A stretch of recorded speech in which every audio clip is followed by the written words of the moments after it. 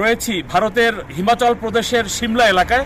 এটি অত্যন্ত ব্যস্ততম একটি পর্যটন এলাকা। সমগ্র শহরটি জুড়ে রয়েছে পাহাড় আর পাহাড়। পুরো শহরটি বলা যায় যে একটি পাহাড়ের উপরে পর্যটন কেন্দ্র গড়ে উঠেছে। সমগ্র ভারত সহ পৃথিবীর বিভিন্ন দেশ থেকে এই মৌসুমে বিভিন্ন দেশের নাগরিক ভাষাভাষী মানুষরা এসে মুখরিত করে তোলে এই এলাকা। আজকে আপনাদেরকে দেখাবো এখানকার কিছু আকর্ষণীয় প্রাকৃতিক নয়নাভিরাম দৃশ্য এবং ঐতিহ্যবাহী স্থাপনা। ভারতের হিমাচল প্রদেশের চমৎকার একটি পর্যটন শহর সিমলা। ইংরেজ শাসনামলে সিমলাকে গরমের দিনের অবকাশ যাপনের জন্য গ্রীষ্মকালের রাজধানী শহর হিসেবে ঘোষণা দেওয়া হয়। হিল স্টেশনের রানী হিসেবে পরিচিত এই শহর প্রাকৃতিক নৈসর্গে ভরপুর, আর পর্যটকদের কাছে শীতের ওয়ান্ডারল্যান্ড হিসেবে খ্যাত সিমলাতে ঘুরে দেখার জন্য অসংখ্য দর্শনীয় স্থান রয়েছে। Shimla, it's basically like a heritage city because earlier it was the British summer capital, so it was very famous among the Britishers. বৈচিত্র্যময় সৌন্দর্য উপভোগের জন্য ভারতে আগত দেশ বিদেশের পর্যটকদের পছন্দের শীর্ষে সিমলার অবস্থান। Basically, I'm from Kashmir, and Shimla is kind of similar to Kashmir in if we talk about hills and mountains. But the road here are very beautiful. The architecture as well, the buildings, the mountains, and the road here all together they make it a very beautiful place. I enjoyed visiting here. We are enjoying enough and hoping to visit you, Shimla. It's a very beautiful place, especially the pine trees. They are very amazing and beautiful. And the culture and you can see this church is also beautiful. রিজার রাস্তা ধরে হেঁটে নিচে গেলেই সিমলার মল road. মল road দুভাগে বিভক্ত। মল রোডে সিমলার বিভিন্ন প্রশাসনিক ভবনের সাথে সাথে অসংখ্য ল্যান্ডমার্ক রয়েছে। এই রাস্তা ধরে হাঁটলে সিমলা শহরের নাগরিক জীবনের দেখা পাওয়া যায়। এছাড়া এখানে আছে ক্যাফে, রেস্টুরেন্ট, অসংখ্য দোকানসহ বিনোদনের নানা আয়োজন।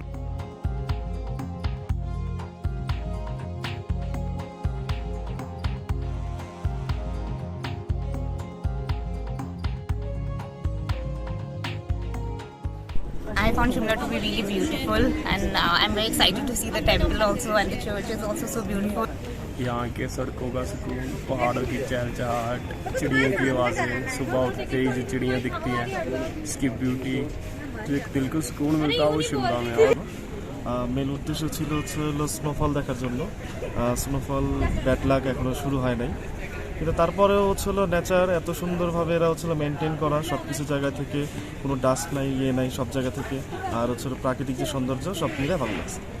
হোটেল, মোটেল, রিসোর্ট, আবাসিক ভবন, বাণিজ্যিক কেন্দ্র, শিক্ষা প্রতিষ্ঠান, সড়ক, বাস স্টেশন, রেল স্টেশন সব কিছুই পাহাড়কে ঘিরে। বলা যেতে পারে এক পাহাড়ি জীবন। এখানকার অন্যতম স্থাপনাগুলো ব্রিটিশ আমলে ব্রিটিশদের দ্বারাই নির্মিত হয়। এর মধ্যে Christ Church, summer hill, viceregal lodge, Saint Michael cathedral, Himachal state museum ইত্যাদি অন্যতম ঐতিহ্যবাহী স্থাপনা।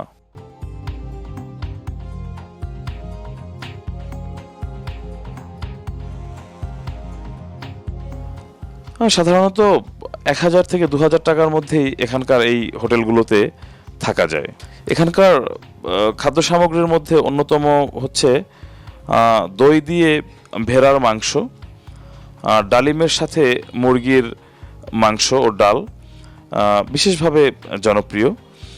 এছাড়া বিভিন্ন রেস্টুরেন্টগুলোতে অন্যান্য খাবারের মধ্যে রয়েছে বিভিন্ন মশলার মিশ্রণে তৈরি ডাল, ডালের রাজমা, ডাল দিয়ে ভাত, দই, গুড় দিয়ে সাজানো বিভিন্ন ধরনের প্ল্যাটার।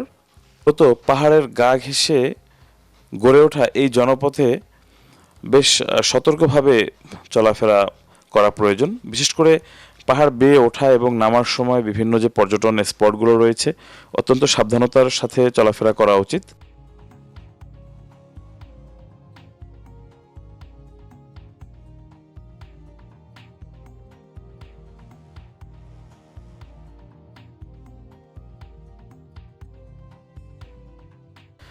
এখানকার বিভিন্ন যে মন্দিরগুলো রয়েছে সেখানে রয়েছে অসংখ্য বাদর, যেগুলো সুযোগ পেলেই পর্যটকদের জিনিসপত্র কেড়ে নেয়।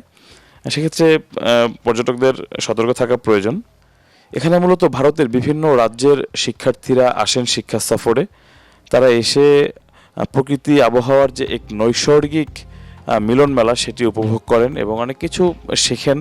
মূলত ফেব্রুয়ারি মাসে এই গোটা এলাকাটি বরফে আচ্ছাদিত থাকে, তবে ডিসেম্বর কিংবা জানুয়ারিতে তেমন একটি বরফের দেখা মেলে না। নৈসর্গিক সৌন্দর্য এটি মূলত এখানে পর্যটকরা এসে উপভোগ করেন। মূলত এখানে কোনো কৃত্রিম স্থাপনা নেই বললেই চলে।